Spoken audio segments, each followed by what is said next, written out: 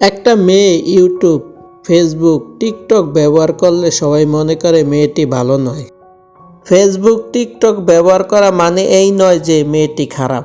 অনলাইনে বেশি থাকলে সবাই মনে করে সে অনেক জনের সাথে কথা বলে। আসলে সবার দৃষ্টিভঙ্গি বাঁকা। কোনো মেয়েকে 10টি মেসেজ দেওয়ার পরেও যখন একটি রিপ্লাইও পাওয়া যায় না তখন আবার অনেকেই বলে এবং ভাবে মেয়েটি অনেক অহংকারী এবং হিংসুটে।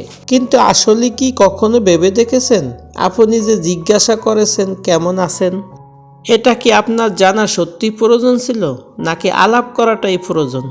মনে রাখবেন, নিজের চাহিদা মেটানো সব মেয়েদের সাথে খাটে না। ফেসবুক, টিকটক ব্যবহার করা মানে 10-15 জন ছেলের সাথে প্রেম করা নয়। আর কেউ যদি নিজের মতো থাকতে চায় তাহলে তাকে তার মতোই থাকতে দিন, কেন অযথা বিরক্ত করবেন? মনে রাখবেন, ফেসবুক ব্যবহার করা মানে প্রেম করা নয়, অনলাইনে থাকা মানে প্রেম করা নয়, চুপ থাকা মানে অহংকারী নয়। আসল বিষয়টা হচ্ছে আপনি কোন প্ল্যাটফর্ম কিভাবে ইউজ করতেছেন সেই দিকে খেয়াল দিন।